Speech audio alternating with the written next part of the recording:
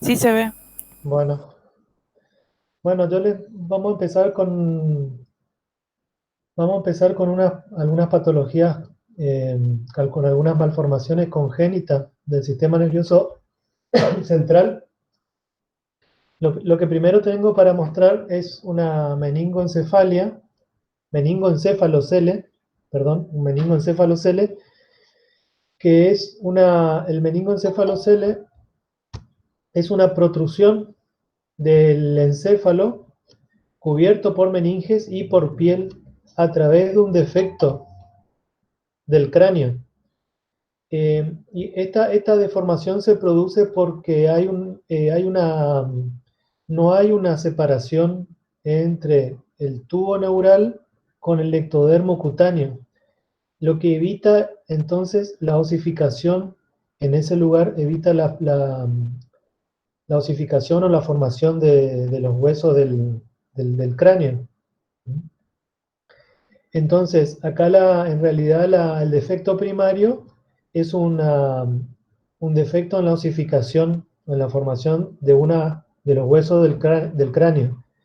Y eso se da porque no se separa el ectodermo cutáneo, el ectodermo con el tubo neural. Entonces se impide la osificación en ese punto de, de fusión. Y por ese defecto del hueso, por esa falta de formación del hueso, por ahí protruye. Puede protruir solamente las meninges, en ese caso se llamará meningocele, o puede, como en este caso que estamos viendo ahora, que es de un feto, de un feto felino, puede protruir además de la meninge, el encéfalo, y eso está cubierto por piel. Según la ubicación, el meningocele o el meningoencefalocele puede ser occipital, eh, puede ser, como en este caso, puede ser frontal, puede ser frontonasal, ¿sí? Pueden tener distintas localizaciones y pueden estar en el cráneo o el mismo efecto ustedes los pueden ver a lo largo de la columna vertebral. Y habitualmente el meningocele o el meningoencefalocele va acompañado de hidrocefalia, o sea, de una acumulación de líquido cefalorraquídeo. En este otro caso de meningoencefalocele, pero en un ternero, fíjense que es en este caso hay una protrusión de meninge junto con encéfalo, por ese defecto de los huesos del cráneo que no se forman. Es una protrusión que es blanda, eh, y en este caso tiene una posición más frontal. Ahora les muestro un corte para que entiendan mejor esta patología. Ahí está cortado la cabeza de este ternero y fíjense, acá el defecto primario es una falta de formación de los huesos del cráneo en un segmento, en un área. Y por esa falta de formación de los huesos del cráneo protruye. En este caso está protruyendo la meninge junto con eh, lo que estamos viendo acá es los hemisferios cerebrales, y esto rojo es el líquido cefalorraquídeo hemorrágico que está en los ventrículos laterales. O sea, siempre se acompaña de una hidrocefalia, digamos, em, siempre está asociado con una hidrocefalia, estos casos de meningoencefalocele. Y otra variante similar de esta patología es la exencefalia, que es similar a la anterior, nada más que acá el encéfalo, que protruye, no está cubierto por piel ni por las meninges. Entonces, acá, o sea que además de haber una falta de formación de los huesos del cráneo, tampoco se formó la piel y por la protrusión se deja ver, pues se puede ver el encéfalo, ¿sí? Que no está cubierto por meninge ni por piel. Eso se llama exencefalia, que es similar a la meningoencefalocele, nada más que acá no se formó la piel que cubre el defecto. Un defecto similar lo podemos tener en la columna vertebral. acá lo que estamos viendo es una mielosquisis, o también llamado comúnmente espina bífida, que es una falta también, es un defecto en el cierre, acá es un defecto del cierre del tubo neural en la porción caudal, que va asociado a la falta de formación también de los huesos de la columna de las vértebras, principalmente de los arcos vertebrales. Entonces, la columna permanece abierta y mm, como en este caso que es una mielosquisis total, prácticamente no se forma la médula espinal. En este caso, fíjense que también este es un perro. eh,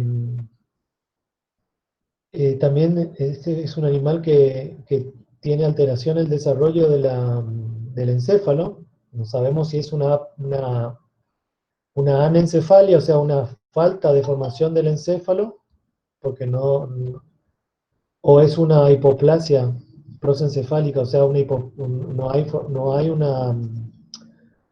hay una falta de desarrollo de los hemisferios cerebrales. Eso no lo sabemos porque no hicimos un examen de necropsia de este caso, ¿no? Solamente fue un examen externo nada más.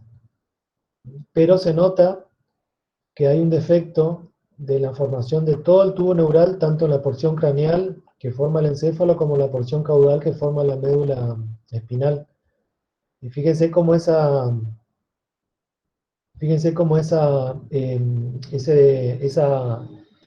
anencefalia o hipoplasia de los hemisferios cerebrales externamente se asocia con defectos faciales muy graves, que en este caso prácticamente no hay ninguna estructura facial, lo que se llama prosopia. Y la prosopia es la falta de estructuras faciales. Lo único que se ve es una cavidad que imita acá un poro, que imita una boca muy primitiva y acá unas protrusiones de tejido que estaría como imitando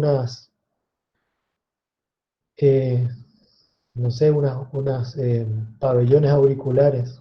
¿Sí?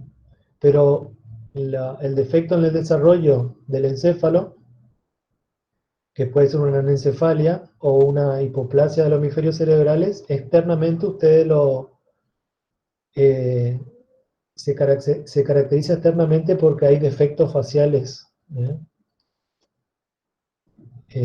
Y acá tenemos otro defecto congénito, que es la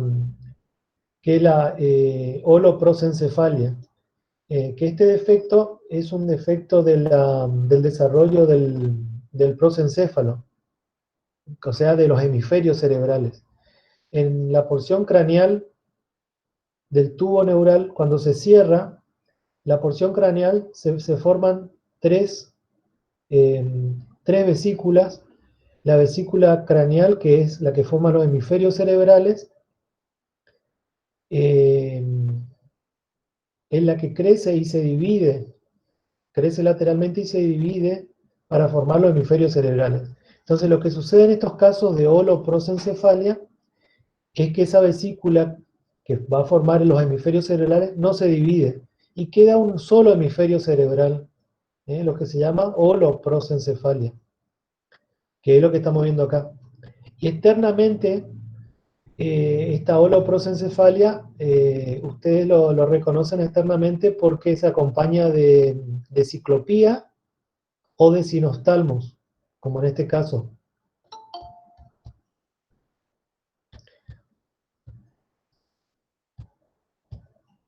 En este caso se acompaña de un sinostalmo, o sea, que es una cuenca orbital con dos globos oculares fusionados. Eso es el sinostalmo. Y otra característica de los individuos con prosencefalia o prosencefalia es que muchas veces tienen una probóscide encima de la cuenca orbital de tejido blando. ¿Mm?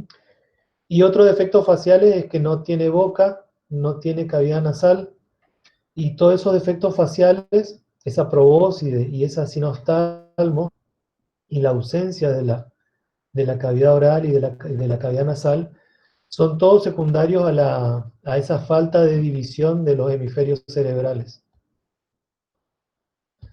Acá tenemos otro caso de holoprosencefalia con ciclopía, o sea que acá es un individuo también donde no se separaron los hemisferios cerebrales, no se dividieron en hemisferio izquierdo y derecho, y externamente se caracteriza por una ciclopía eh, y por ausencia de, en este caso, hay una ausencia de cavidad nasal. ¿Mm? Eh, Pasamos ahora seguimos con el cerebro, con los hemisferios cerebrales, y lo que estamos viendo ahora es una hidranencefalia. La hidranencefalia es una falla en el desarrollo de la corteza, de la corteza cerebral. ¿Sí?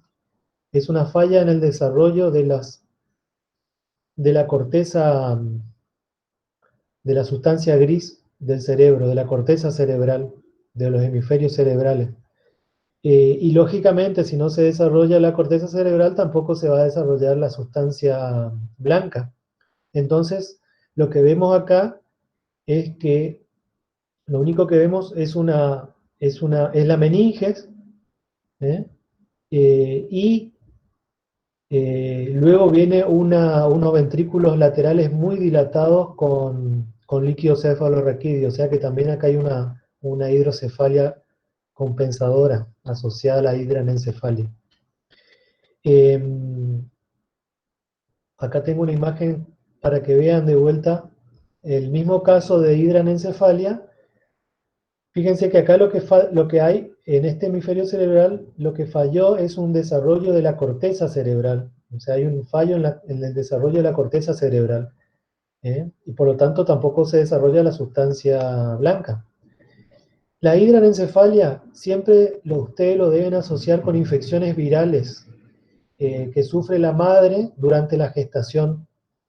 Hay muchos virus que cuando afectan a las hembras gestantes susceptibles se multiplican en el feto, esos virus se multiplican en la capa germinativa, ¿eh? En la capa germinativa que está alrededor de los ventrículos laterales, ¿eh? En el embrión, alrededor de los ventrículos laterales hay una capa germinativa de neuroblasto y de astrocitos, que son los que van a originar la corteza cerebral. Estos virus lo que hacen es multiplicarse en esta capa germinativa y destruir esas células a los neuroblastos y a los astrocitos, por lo tanto no se forman. Hay áreas de la corteza cerebral que no se forman. Esa es la hidranencefalia. ¿Bien? Y los virus que causan esto pueden ser el virus de la lengua azul en los rumiantes, o el virus Acabane, Acabane también que afecta a los rumiantes, o los pestivirus que pueden afectar rumiantes o a cerdos. Eh, y en los gatos, algunos lo asocian con infecciones con el parvovirus, que causa la panleucopenia felina. Pero si ustedes encuentran esta lesión de hidranencefalia, entonces tendrán que investigar la posible acción de virus que causan estas malformaciones. Y otro término que van a escuchar es la porencefalia, que es una lesión, una patología similar a la hidranencefalia, nada más que acá, y también es de origen viral, nada más que acá los virus, la lesión es multifocal, entonces causan lesiones o necrosis multifocal del estrato germinativo, y el defecto es multifocal y se forman como poros, ¿sí? O quistes, por eso se llama porencefalia. ¿Sí? Es otro término que por ahí van a escuchar, pero es la hidranencefalia y la porencefalia son patologías similares, nada más que con distinta gravedad. ¿Sí? La hidranencefalia afecta prácticamente es una lesión más difusa que afecta prácticamente toda la corteza cerebral, es un defecto en la formación de toda la corteza cerebral, mientras que la porencefalia son focos de defectos. Es una lesión, digamos, focal o multifocal, pero es la misma patología, con distinta severidad. Si tienen preguntas, me van interrumpiendo, no hay problema. Bueno, y una patología muy común es la hidrocefalia. La hidrocefalia es la acumulación de líquido cefalorraquídeo. Eh, la hidrocefalia puede ser congénita o adquirida y puede ser de origen obstructivo o compensador.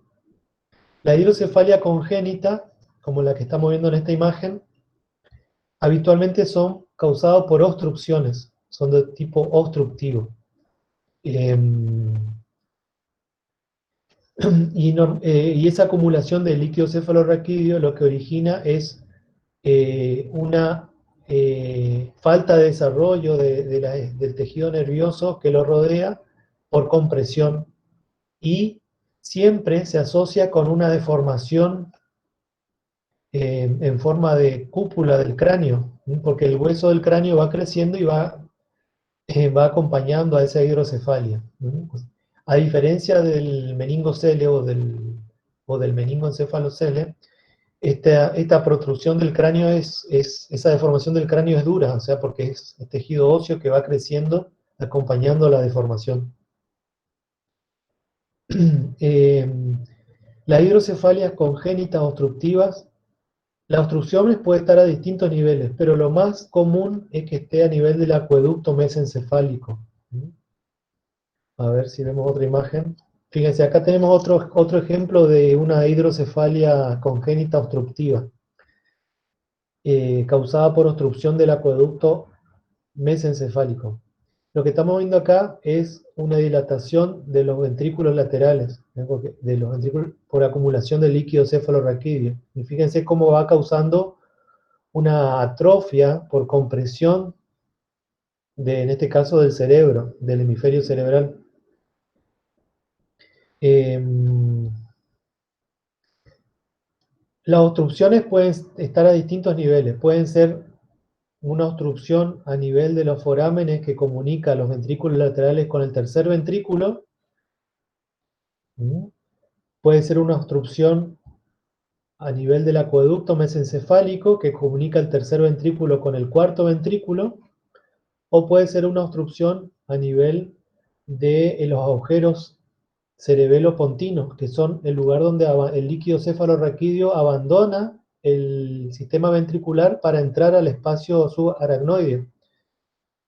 Y el otro lugar donde se puede obstruir es a nivel de las vellosidades aracnoides, que es el lugar donde el líquido cefalorraquídeo drena.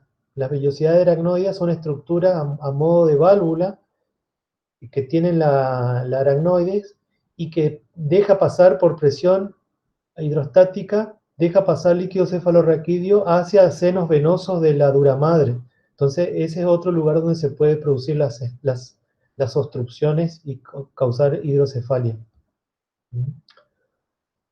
Pero la hidrocefalia congénita obstructiva más común es por estenosis del acueducto mesencefálico o acueducto de Silvio.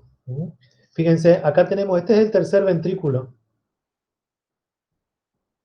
Este es el tercer ventrículo. Y el líquido cefalorraquídeo se forma en los plexos coroides, ¿no es cierto? En los plexos coroides de los ventrículos, tanto lateral como tercer y cuarto ventrículo.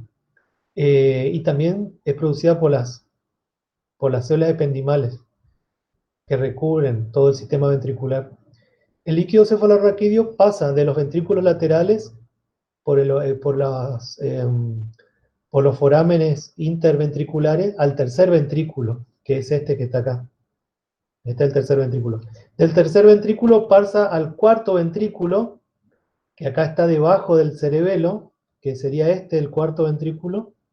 Pasa por el acueducto mesencefálico, que en este caso, en esta imagen, fíjense que ahí la flecha está marcando una estenosis o una obstrucción del acueducto mesencefálico. Ese es el lugar que habitualmente suceden las estenosis en las hidrocefalias congénitas. O sea que si usted tiene una hidrocefalia congénita de tipo obstructiva, tendrán que examinar muy bien si no hay una estenosis o una obstrucción o una falta de desarrollo del acueducto mesencefálico que comunica el tercer ventrículo con el cuarto ventrículo. Y del cuarto ventrículo, por el agujero, hay un agujero detrás del ángulo cerebelo-pontino, que estaría a este nivel, ¿sí? Donde se une el cerebelo con el puente. Por ahí sale el líquido cefalorraquídeo hacia el espacio subaracnoideo. ¿Sí?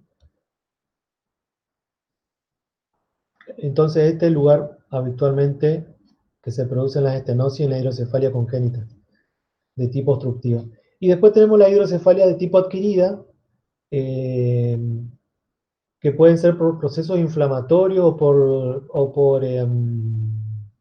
por tumores que pueden comprimir el acueducto mesencefálico o pueden causar una destrucción, por ejemplo una meningitis, o tumores de las meninges pueden causar obstrucción o una destrucción de las vellosidades aracnoides, entonces se evita el drenaje del líquido cefalorraquídeo hacia los senos venosos. Eh, Esas son las adquiridas obstructivas. Después tenemos las adquiridas compensadoras, que son, por ejemplo, cuando hay un foco de necrosis en el sistema nervioso central, eventualmente ese foco de necrosis, ustedes saben que si es muy amplio, eventualmente esa cavidad se rellena con líquido cefalorraquídeo. ¿Sí? O sea que las hidrocefalias de tipo adquiridas compensadoras son eh, eh, es la acumulación de líquido cefalorraquídeo en lugares donde hubo algún daño del sistema nervioso central y, por ejemplo, un foco de infarto o de necrosis, y que luego se forman esas cavidades, quedan esas cavidades que se llenan con líquido cefalorraquídeo. ¿Sí? O otro ejemplo de hidrocefalia compensadora lo vimos en el caso de la hidranencefalia. En la hidranencefalia, que todo este defecto, porque no se formó el tejido, el hemisferio cerebral en este lugar, todo este defecto es rellenado por líquido cefalorraquídeo. Ese es otro ejemplo de una hidrocefalia tipo compensadora. O sea, se acumula líquido cefalorraquídeo para rellenar defectos en el sistema nervioso central.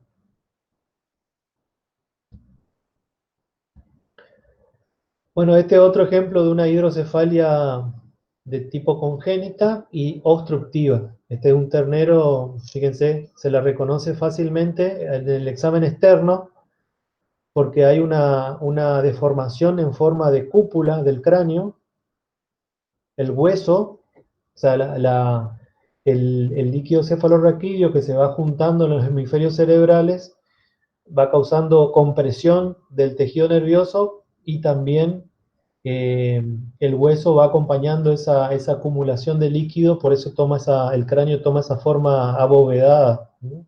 Forma de cúpula, que es muy característico de las hidrocefalias congénitas obstructivas. Este ternero también tenía una estenosis del acueducto mesencefálico. ¿Eh? Bueno, esta es el mismo animal donde se abrió el cráneo. Y fíjense cómo el líquido cefalorraquídeo se va acumulando en los ventrículos laterales y en el tercer ventrículo y va causando una compresión del tejido nervioso y se va acumulando líquido y el hueso del cráneo también va acompañando esa acumulación de líquido. ¿Sí? Y otro defecto que vemos comúnmente es la hipoplasia del cerebelo. ¿Sí? La hipoplasia del cerebelo es un defecto que también es bastante frecuente, que es la hipoplasia del cerebelo, es una falta de desarrollo del cerebelo. O sea, el cerebelo está, no sé si lo ven ahí, pero está pequeño, con falta de desarrollo. Eh, y acá, la hipoplasia del cerebelo, nosotros lo vemos, puede estar asociado a virus, infecciones virales, por ejemplo, en los rumiantes, eh, en el caso de las vacas susceptibles, se infecta con el virus de la diarrea viral bovina, que es un pestivirus. Estos virus pueden eh, afectar al feto. Los virus se replican en la capa germinativa que van a formar la corteza del cerebelo y la destruyen. Entonces el cerebelo no se forma. Entonces los pestivirus pueden ser una causa de hipoplasia de cerebelo, tanto en rumiantes como en cerdos. En rumiantes se llama diarrea viral bovina o enfermedad de la frontera. Diarrea viral bovina se llama en los bovinos, enfermedad de la frontera se llama en las ovejas. Y los pestivirus en los cerdos, en los cerdos causa la enfermedad se llama peste porcina clásica. Entonces estos pestivirus pueden ser responsables de la hipoplasia de cerebelo. Y en los gatos puede ser, hay que investigar la acción del virus de la panleucopenia felina, que ¿se acuerdan que es un parvovirus? Que nosotros lo estudiamos como causa de enteritis hemorrágica en los gatitos, pero también este virus, si el gato se infecta antes del nacimiento o en el periodo perinatal, este virus, como se puede replicar en la capa germinativa que forma la corteza del cerebelo y puede causar también hipoplasia del cerebelo. O sea que en los gatitos habrá que investigar al virus de la panleucopenia felina. Pero no todas las hipoplasias del cerebelo son de origen viral. Eh, También pueden ser de origen genético, o sea que hay que investigar también la posible acción de la herencia en este tipo de patologías. Bueno, este es el mismo caso, nada más que acá pusimos el cerebelo, fíjense, de este animal con hipoplasia del cerebelo al lado de un cerebelo de un animal normal para que comparen ustedes el tamaño. Bueno, pasamos ahora a las patologías adquiridas. Vamos a ver un poco de edema encefálico. El edema encefálico, a diferencia de otros tejidos, se produce por dos causas. O la etiopatogenia separa el edema encefálico en dos, la clasifica en dos grandes categorías, que es el vasogénico, que es el que estamos viendo acá. El edema encefálico vasogénico se produce por un daño de las células endoteliales o de los vasos sanguíneos del encéfalo, o sea que es un edema por permeabilidad, por aumento de la permeabilidad. Y pues esa lesión vascular que causa ese edema por permeabilidad puede ser secundario a un proceso inflamatorio, o sea, una meningitis o una encefalitis, puede ser también por traumatismos, o puede ser también de origen inducido por toxinas. Eh, por ejemplo, toxinas bacterianas como las producidas por el Clostridium perfringens tipo D, que produce la toxina Epsilon.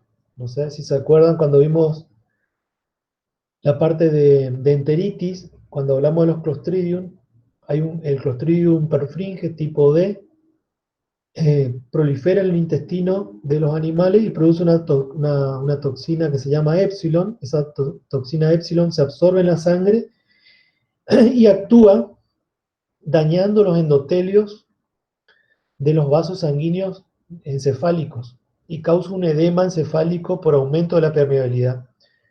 Y todas estas gotitas que ustedes están viendo acá, de color rosado, en el espacio perivascular, es el edema, el líquido edema que está saliendo hacia el espacio perivascular. Y otro ejemplo de toxinas que causan este edema vasogénico es la enfermedad de los edemas en el cerdo, que es causado por Escherichia coli. Una cepa de Escherichia coli en el cerdo, las enterotoxigénicas,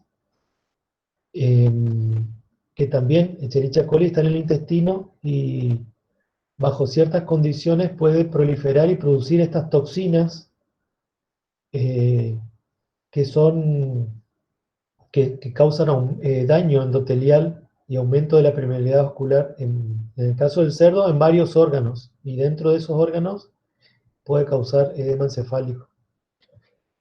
Entonces el edema puede ser de origen vasogénico, y el otro tipo de edema puede ser el citotóxico, que es el que estamos viendo acá abajo, que es cuando las células sufren una tumefacción celular, o sea, los astrocitos, los oligodendrocitos o las neuronas sufren una tumefacción celular.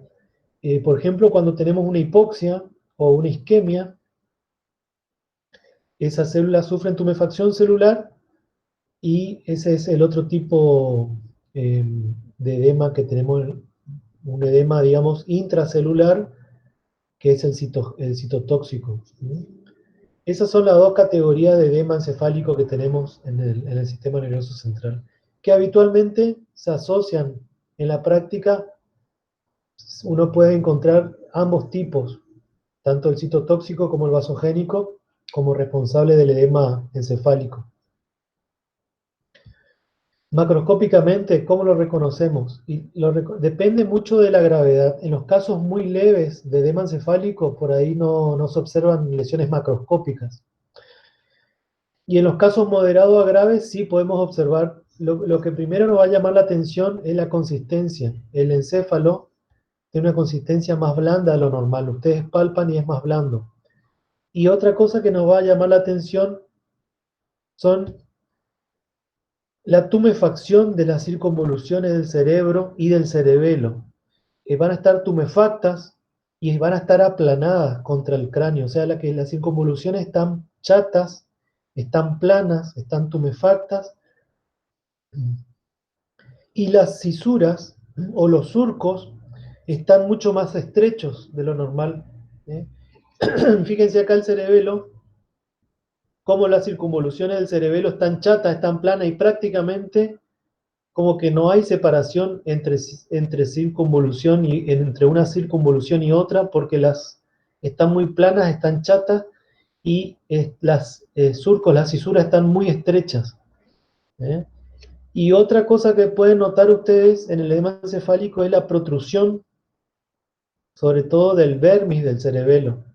Fíjense que el cerebelo normalmente es una estructura más bien ovalada, pero acá toma una forma de pirámide o de cuña, porque el vermis del cerebelo está protruyendo por el agujero occipital. Toda esta zona del cerebelo está protruyendo por el agujero occipital. Esa es otra característica macroscópica del edema encefálico. Y otra cosa que le va a llamar la atención muchas veces es que la médula ocupa todo el espacio del agujero occipital. Normalmente normalmente queda un espacio entre la médula y el-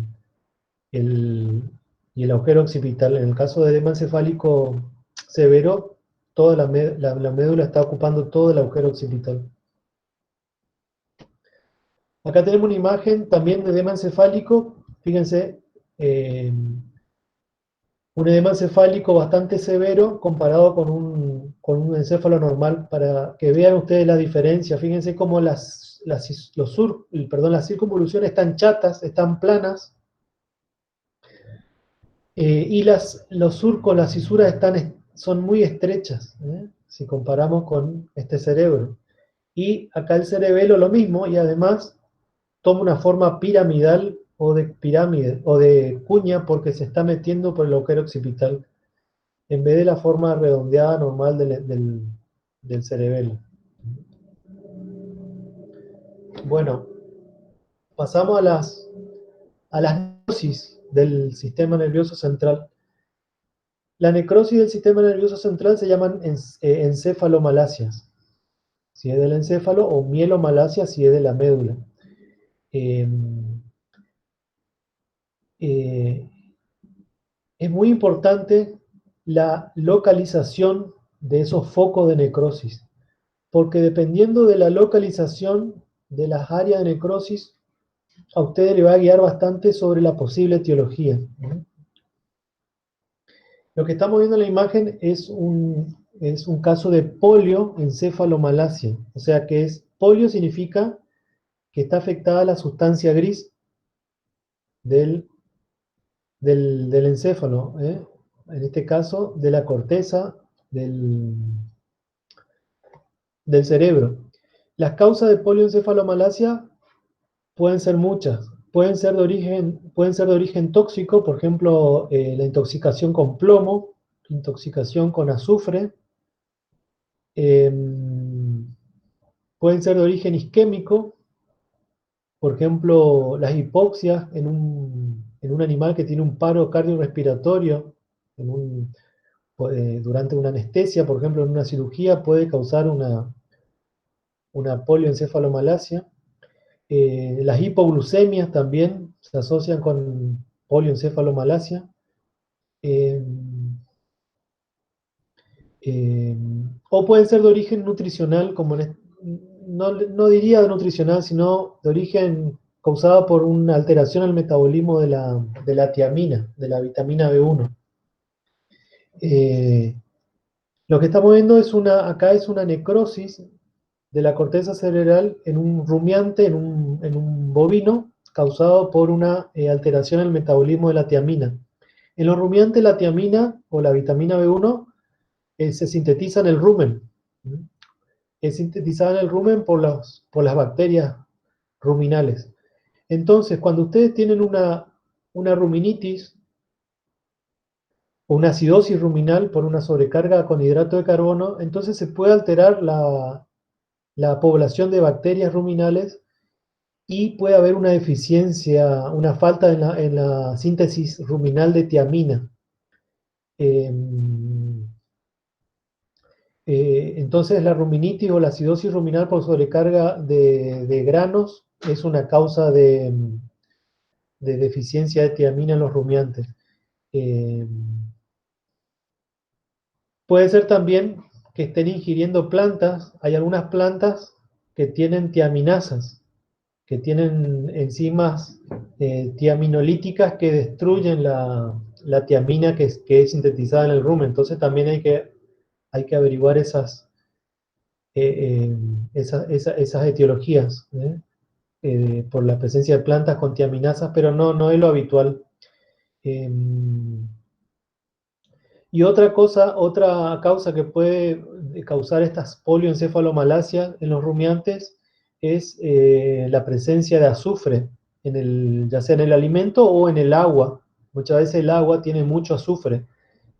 Y el azufre aparentemente causa una alteración en la síntesis de tiamina por parte de las bacterias ruminales. Entonces, la presencia de azufre también puede causar eh, polioencefalomalacia en los rumiantes. Eh, bueno, todas estas alteraciones en el metabolismo de la tiamina en los rumiantes, lo que causa es una necrosis de la corteza, de la corteza del cerebro. ¿Eh? Eh, que acá lo está marcando con la flecha. ¿Cómo lo reconocemos macroscópicamente? Bueno, primero cuando abrimos el encéfalo, lo primero que nos va a llamar la atención es que vamos a ver un edema encefálico. Va a haber un edema encefálico. Y si nosotros cortamos el cerebro, vamos a ver que la corteza cerebral, cuando las polioencefalomalacias son severas y ya llevan algunos días de curso, lo que vamos a ver es que las áreas de necrosis toman un color amarillento. En la corteza cerebral, sobre todo de las porciones acá de las circunvoluciones, no tanto acá de los surcos, sino más bien acá en la parte más superior de las circunvoluciones, toman una coloración amarillenta. Y si el animal sobrevive bastante, incluso se pueden formar cavitaciones entre la sustancia blanca y la sustancia gris. Eh, bueno, ¿qué tiene que ver la tiamina con por qué la tiamina causa necrosis de la corteza cerebral? Porque la tiamina es un cofactor de muchas enzimas del sistema nervioso central que participan en el metabolismo de los hidratos de carbono en el sistema nervioso central. También es una coenzima que utilizan las enzimas que sintetizan los neurotransmisores en el sistema nervioso central, y también la tiamina participa eh, eh, o protege al sistema nervioso central del daño oxidativo. Entonces, esas son las razones por qué hay necrosis eh, de la sustancia gris del cerebro. Y en el caso de los rumiantes, por la deficiencia de tiamina en los rumiantes, o la alteración en el metabolismo de la tiamina en los rumiantes, ustedes la tienen que buscar, la necrosis en la corteza cerebral. Acá tenemos otro caso, esto es en un cordero. Yo no sé si llegan a ver un cordero con necrosis de la corteza cerebral. Yo no sé si llegan a ver una decoloración amarillenta en estas zonas de la corteza cerebral. ¿Sí? Acá se nota un poco más lo que le está marcando, y es una zona blanda y amarillenta lo que lo que le está indicando que hay una necrosis de la corteza cerebral. ¿Sí? Eh, Hay que tener cuidado porque la deficiencia de tiamina no es la única causa de necrosis cortical en estos animales. También puede ser inducida por intoxicación con sal, por ejemplo. La intoxicación con sal causa necrosis también cerebrocortical. Pueden ser intoxicación con plomo, eh, o sea que no es la única, o intoxicación con azufre, ¿sí? Que el azufre altera el metabolismo de la tiamina, o productos que son antagonistas con la tiamina, como el amprolio, que el amprolio también puede causar necrosis, intoxicación con amprolio también puede causar necrosis cerebrocortical. Y en los carnívoros, la deficiencia de tiamina, eh, los carnívoros sí necesitan incorporar tiamina con la dieta, o sea que si la dieta es deficiente en tiamina, van a sufrir necrosis, no solamente, como lo vimos en los rumiantes, necrosis de la corteza cerebral, sino que además en los carnívoros hay necrosis de las estructuras basales del encéfalo. Y un lugar, eh, un lugar donde causa necrosis es en los tubérculos cuadrigéminos caudales, ¿no? O sea que en los carnívoros, aparte de necrosis de la corteza cerebral, también ustedes van a ver necrosis de algunas estructuras de la, de la base del encéfalo, sobre todo de los tubérculos cuadrigéminos anteriores. Esto es lo mismo, la necrosis por deficiencia de tiamina. ¿Eh? Estos son los tubérculos cuadrigéminos anteriores. Entonces, estos focos de necrosis, además de afectar la corteza cerebral, afecta a los tubérculos cuadrigéminos anteriores, la necrosis, que es una localización bastante característica de deficiencia de tiamina en los carnívoros. Y acá lo que tenemos, no se ve mucho en la imagen, pero es una necrosis cortical en un cerdo intoxicado con sal. La intoxicación con sal causa edema encefálico y también necrosis cortical o de la corteza cerebral, que son estas áreas amarillentas, reblandecidas que ustedes están viendo acá. No sé si llegan a notar, pero en estas zonas, unas áreas amarillentas, si comparan con estas zonas que son de color gris más pálido. La corteza cerebral tiene que tener este color, tiene que tener un color gris pálido. Si ustedes ven zonas reblandecidas y amarillentas, entonces eso le está marcando necrosis cerebrocortical. en este caso por intoxicación con sal en un cerdo que se le estaban administrando el suero los sueros de las queserías. Muchas veces se alimentan con esos residuos de las queserías los cerdos que tienen mucha sal y pueden causar edema encefálico y necrosis cortical. Y otro ejemplo de necrosis de encefalomalacia lo vemos en los equinos eh, que consumen maíz contaminado por un hongo que se llama Fusarium verticilioides o Fusarium moniliformes, que es un hongo que contamina el maíz y produce una micotoxina que se llama fumonicina B1 y causa una lesión bastante grave, pero a nivel de la sustancia blanca, causa una leucoencefalomalacia, una necrosis de la sustancia blanca de los hemisferios cerebrales. Sobre todo se localiza en las porciones parietales y frontales de la sustancia blanca de los hemisferios cerebrales. Y causa un cuadro neurológico bastante severo y sobreagudo en los equinos. Son animales que quedan como ciegos y empiezan a golpearse, a atropellar paredes o alambrados y con un cuadro bastante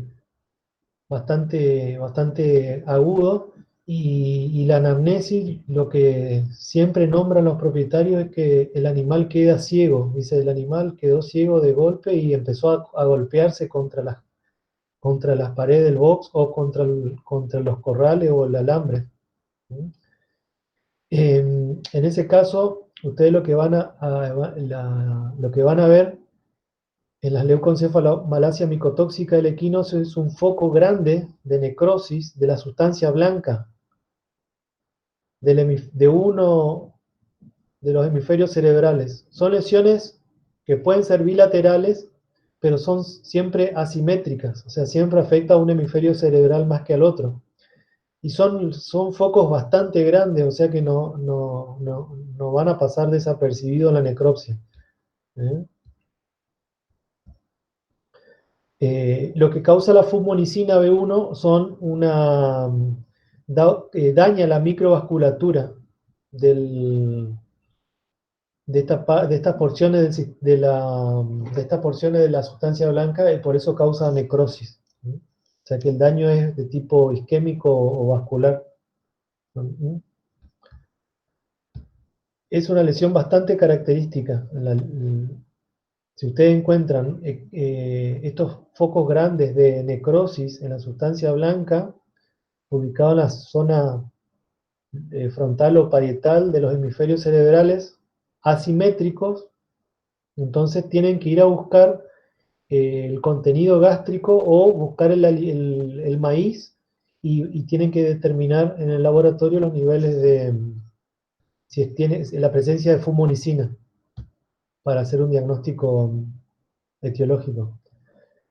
Y en los corderos, otro ejemplo de necrosis o de encefalomalacia es la enterotoxemia en los borregos, que es lo que hablábamos hoy del edema vasogénico de los borregos o de los corderos causado por el Clostridium perfringens tipo D. Cuando estos corderos o los borregos, cuando son cambiados de pastura o cuando reciben un alimento con mucha fuente de hidrato de carbono, los Clostridium proliferan en el intestino y producen exotoxinas. Y el Clostridium el perfringe tipo D produce una toxina que se llama epsilon, que actúa a nivel de los vasos sanguíneos del cerebro y causa necrosis, causa daño endotelial. Hay un edema y también puede haber necrosis, también de tipo bilateral, simétrica, en el cerebro. Pero en este caso, de enterotoxemia, ustedes lo tienen que buscar en las porciones basales del encéfalo, ¿ven? Si ustedes tienen focos simétricos bilaterales en las porciones basales del cerebro de un borrego o de un cordero, lo que tienen que hacer si sospechan de enterotoxemia es tomar contenido intestinal y tienen que determinar la presencia de la toxina epsilon en el contenido intestinal para poder hacer el diagnóstico de enterotoxemia. Estas lesiones son bastante características, pero para hacer el diagnóstico etiológico tienen que detectar la toxina en el contenido intestinal. Bueno, pasamos para terminar con las inflamaciones del sistema nervioso central. Para hacerlo más sencillo, yo clasifiqué a las inflamaciones del sistema nervioso central de acuerdo al exudado en dos grandes categorías: en inflamaciones de tipo purulentas y las no purulentas. Las inflamaciones de tipo purulenta, habitualmente tenemos las meningitis. La mayoría de las meningitis que vemos son de tipo purulenta, y los abscesos encefálicos. Eh, Vamos a empezar con las meningitis. ¿Eh? Habitualmente, la mayoría de las meningitis son de tipo purulenta, aunque también hay otros tipos, pero por eso yo a las inflamaciones purulentas del sistema nervioso central, yo ya las incluí a las meningitis dentro de las inflamaciones purulentas, porque la mayoría de ellas son de origen purulenta. Las meningitis, eh, las meningitis purulentas son por colonización bacteriana de las meninges. Y las bacterias pueden llegar a las meninges por distintas vías. Lo más común es que lleguen por vía hematógena. ¿Sí? Y acá cualquier tipo de bacteria que cause, que cause una bacteriemia, una septicemia, que puede ser Escherichia coli, puede ser estafilococo, streptococo, Corynebacterium. Cualquier tipo de bacteria que haga una septicemia puede originar una meningitis purulenta, y eso es la forma más común de meningitis.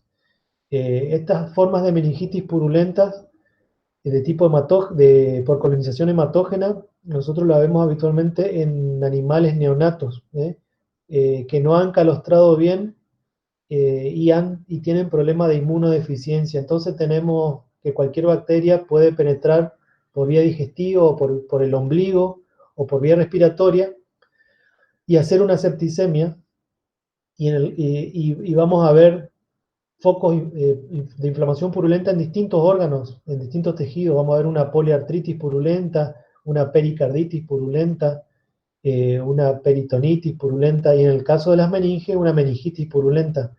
Y el pus, ustedes lo van a ver que se acumula. Bueno, vemos mucha hiperemia, los vasos llenos de sangre, y el pus, ustedes lo van a ver que se va a acumular el exudado purulento en los surcos y en las fisuras. Ahí lo está marcando la flecha. Se ve muy bien el exudado purulento en las meninges. Esos son meningitis purulentas causadas por septicemias o bacteriemias. Otra forma que tiene la bacteria de llegar a las meninges es por cuando inoculamos bacterias directamente al espacio subaracnoideo. Por ejemplo, cuando hacemos un descole en los corderos, o cuando practicamos el descole en ciertas razas de perros, puede ser que estemos inoculando en esas maniobras quirúrgicas, eh, inoculando bacterias directamente al espacio subaracnoideo. Y una vez que la bacteria llega al espacio subaracnoideo, por la circulación del líquido cefalorraquídeo, rápidamente esa bacteria se disemina por todas las meninges y causa una meningitis purulenta, como lo estamos viendo acá en este cordero. Este cordero le practicaron un descole, por aquí ingresaron bacterias al espacio subaracnoideo y rápidamente se diseminó por el espacio subaracnoideo y causó una meningitis purulenta. Y esta es la imagen típica el cuadro clínico típico de un animal con meningitis con meningitis, fíjense que está con opistótono y con una rigidez, todos los músculos del cuerpo están contraídos, está con una rigidez eh, de todos los músculos del cuerpo.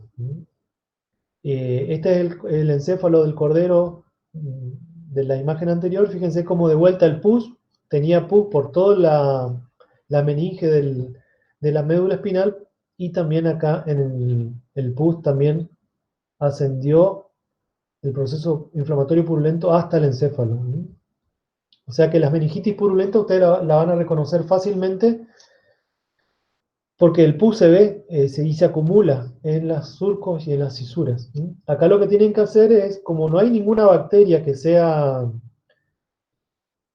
cualquier bacteria puede causar este tipo de meningitis, ustedes lo que tienen que hacer es un cultivo para saber qué agente es. Entonces también otra puerta de entrada pueden ser eh, por inoculación directa de bacterias al espacio subaracnoideo. Y otra forma que los animales pueden tener meningitis purulenta son por inflamaciones o infecciones del oído medio o interno, o sea, las otitis media también pueden causar empiemas de las meninges ubicado en el ángulo, sobre todo en el ángulo cerebelo-pontino, o en los animales que tienen, por ejemplo, los animales que tienen miasis en la cavidad nasal, eh, o una inflamación, una rinitis, por la placa cribiforme del hueso etmoide, también puede pasar la infección hacia eh, la región frontal del cerebro y causar un empiema en las meninges, o más grave todavía, un absceso en la región frontal del cerebro. O sea que también por procesos inflamatorios de estructuras vecinas también pueden las bacterias llegar hacia las meninges. Esas son las puertas de entradas por los cuales las bacterias pueden causar meningitis. Y el otro tipo de inflamación purulenta que yo les puse son los abscesos encefálicos. Acá, igual que las meningitis, acá no hay ninguna bacteria que tenga una predisposición en particular por causar abscesos encefálicos, sino que acá cualquier bacteria que llegue a la circulación puede originar abscesos en el encéfalo. Los abscesos encefálicos habitualmente son de origen hematógeno. ¿Y cómo sabemos que son de origen hematógeno? Por la localización y la distribución de la lesión. Fíjense que acá, cuando los abscesos encefálicos se producen por colonización del cerebro por vía hematógena, lo primero que van a ver es que es una lesión multifocal. Van a haber múltiples focos de inflamación purulenta. Y otra cosa que hay que ver es que la localización de esos abscesos es en la interfaz entre la zona gris y la zona blanca. Eso es también bastante característico. Habitualmente están en la interfaz entre la zona blanca, entre la materia blanca y la materia gris. Eso es porque en esos lugares se producen ramificaciones de los vasos sanguíneos, entonces es fácil que las bacterias o los émbolos bacterianos queden en esos lugares donde se ramifican. Por eso es que se localizan en la interfaz o en el límite entre la sustancia blanca y la sustancia gris. Entonces, acá también cualquier bacteria que haga una bacteriemia o una septicemia, que puede ser hecha de E. coli, Pasteurella, Corynebacterium, Staphylococcus, Streptococcus, pueden causar también abscesos encefálicos eh, que llegan al sistema nervioso central por vía hematógena. Y otra forma que tienen las bacterias de causar abscesos encefálicos son por porque el proceso infeccioso avanza desde por ejemplo, puede ser porque avanza desde de una inflamación de algún órgano vecino, por ejemplo, una osteomielitis. Puede haber una osteomielitis purulenta y luego el proceso inflamatorio purulento avanza al sistema nervioso central y puede causar un absceso. Eh, o puede ser también por una otitis media o puede ingresar también por una inflamación, una rinitis a través de la placa cribiforme del etmoide, también puede causar abscesos. En el caso de que ingrese por las placas cribiformes del etmoide, los abscesos o los empiemas de las meninges van a estar localizados en la región eh, frontal del cerebro. Y si ingresan por una infección del oído medio, los abscesos, se pueden formar abscesos o empiemas en el ángulo cerebelo-pontino. Acá tenemos otro ejemplo de una encefalitis purulenta, multifocal. Fíjense que de vuelta nos damos cuenta que la bacteria llegó por vía hematógena porque la lesión es multifocal. En este caso fue causada por Staphylococcus somni, que es una bacteria que causa septicemia y vasculitis, y en distintos órganos, y en el caso del sistema nervioso central causa múltiples focos de vasculitis e inflamación purulenta en el sistema nervioso central. La única bacteria que tiene especificidad por el sistema nervioso central es la Listeria monocytogenes. Listeria monocytogenes es una bacteria gram positiva que es intracelular, eh, y es la única bacteria que tiene un especial tropismo por el sistema nervioso central. Afecta sobre todo a los rumiantes y la listeria ingresa por la boca, ingresa con los alimentos contaminados en la mucosa oral. Listeria penetra la mucosa oral y lo que hace es invadir a las terminales nerviosas del nervio trigémino, tanto las ramas sensitivas como las motoras. Ingresa a las terminales nerviosas del nervio trigémino y la bacteria viaja por los axones. Viaja por los axones del nervio trigémino y llega de esa forma a la base, al sistema nervioso central, sobre todo a la base del encéfalo, y causa una ganglioneuritis purulenta del nervio trigémino y causa microabscesos en la zona del puente, que la zona del puente es toda esta zona que ustedes están viendo acá. Habitualmente no hay lesiones macroscópicas. A veces, si tienen suerte, pueden ustedes encontrar algunos focos de un color marrón en la zona del puente. Pero habitualmente no hay lesiones macroscópicas. Este es el lugar donde, en la zona del puente o de la médula oblonga, donde asienta las encefalitis con formación de microabscesos causada por la Listeria monocytogenes. Entonces, si ustedes sospechan de una listeriosis, lo que tienen que hacer es tomar una muestra de esta sección para hacer cultivo. Es la única bacteria que tiene un especial tropismo y causa microabscesos en la zona de la zona en esta zona de la médula oblonga, y también una ganglioneuritis del nervio trigémino.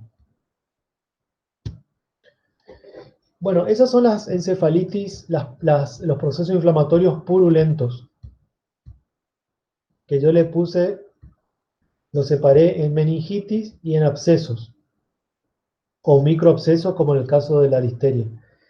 Y dentro de las no purulentas, las inflamaciones no purulentas ahí tenemos un sinnúmero de agentes, tanto virales como parasitarios, como protozoarios, que causan unas encefalitis no purulentas.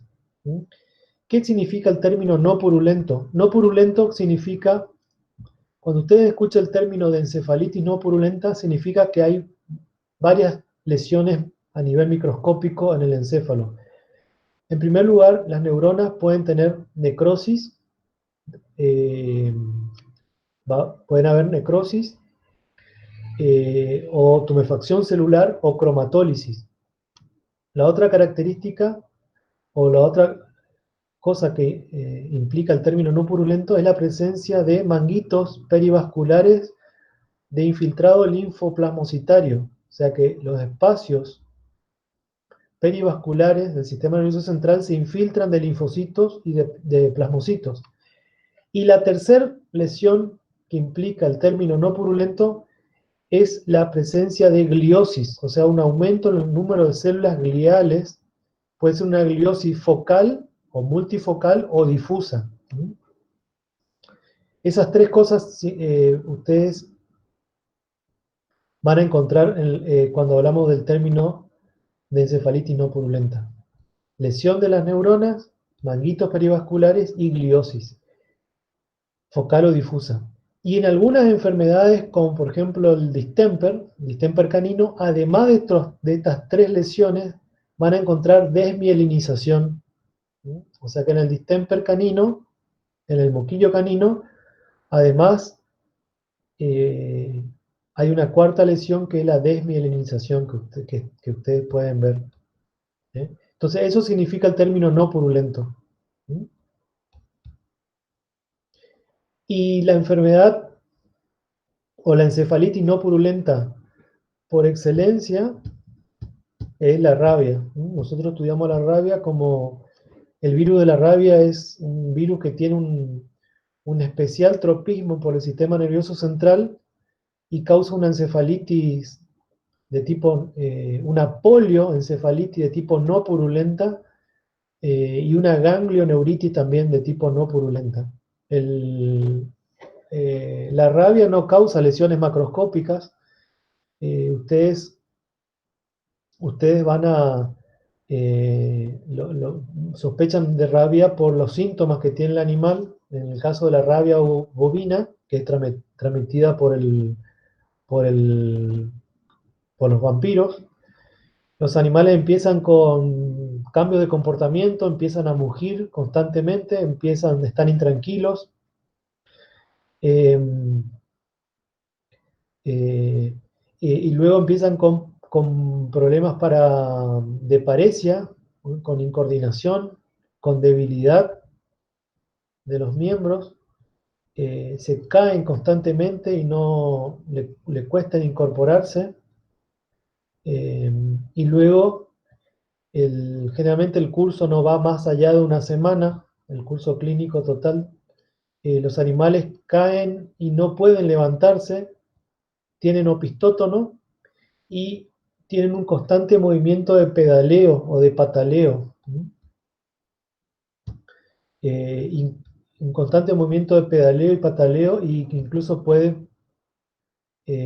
a veces la única manifestación o el único indicio de que el animal tuvo un signo o que estuvo cursando con una enfermedad neurológica es que alrededor del cadáver ustedes van a ver que el animal eliminó todo el pasto y como que cavó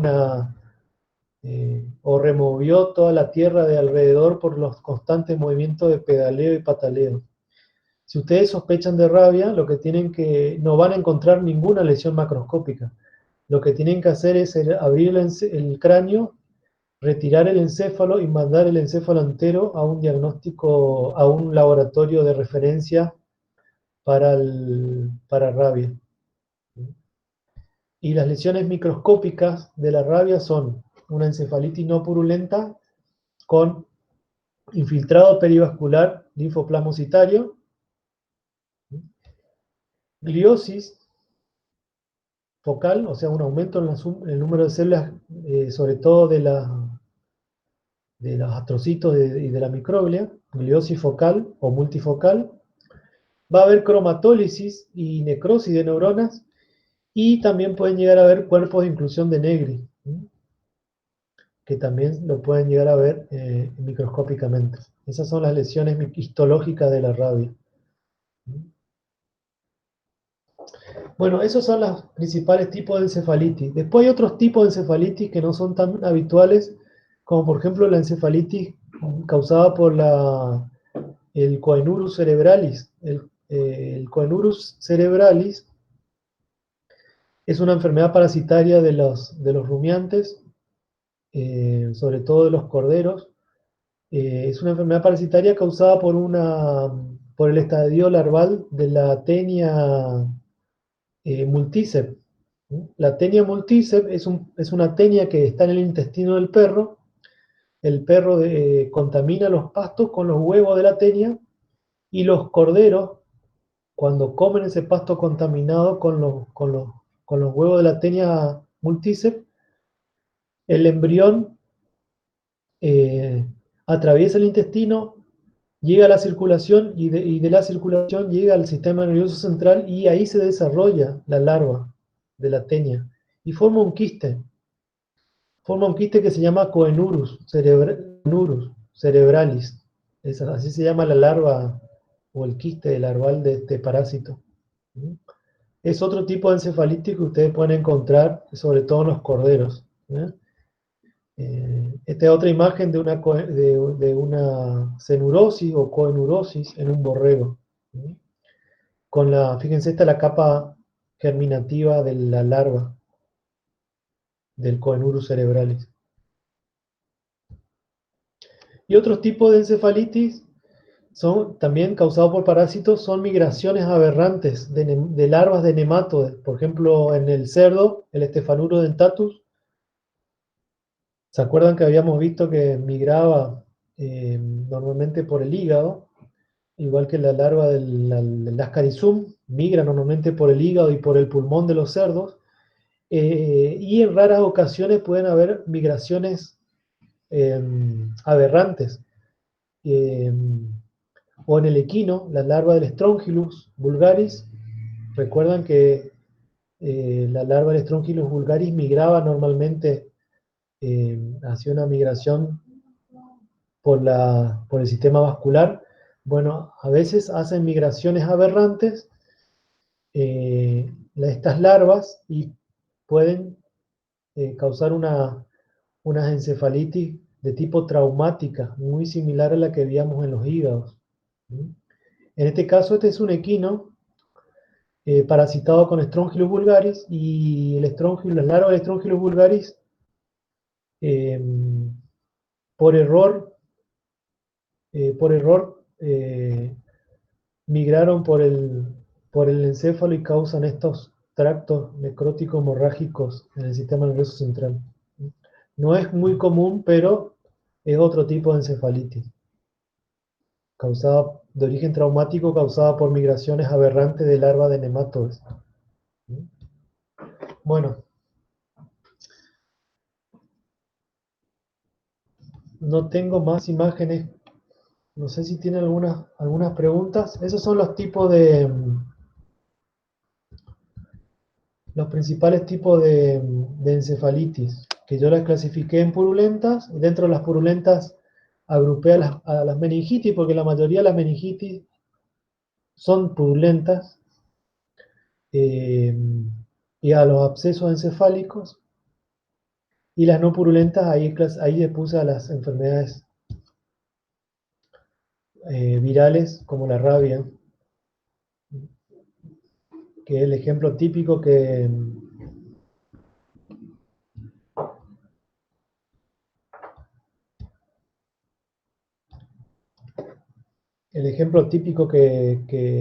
tenemos de encefalitis no purulenta.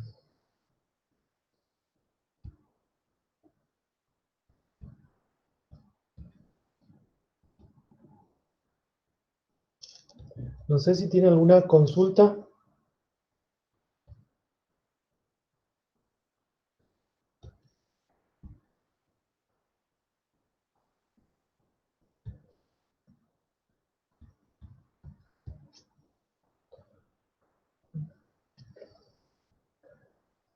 no- ¿Tienen alguna duda?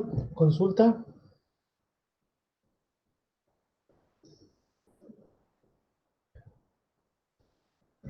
Bueno, bueno, ya quedan dos, prácticamente, quedan dos clases más, la de hoy, que es la de piel, y la siguiente clase que va a ser de necropsia, y ya prácticamente ya estamos terminando con esta clase de hoy de piel y la próxima de necropsia ya terminamos el cursado de patología. Y no sé, si quieren, les presento para el viernes que viene, si quieren les presento algo de imágenes, de las imágenes que tengo de patología de músculo y de huesos, no sé si les interesa, les podemos presentar le puedo armar para la próxima, para el próximo viernes. Bueno, bueno, si no tienen preguntas,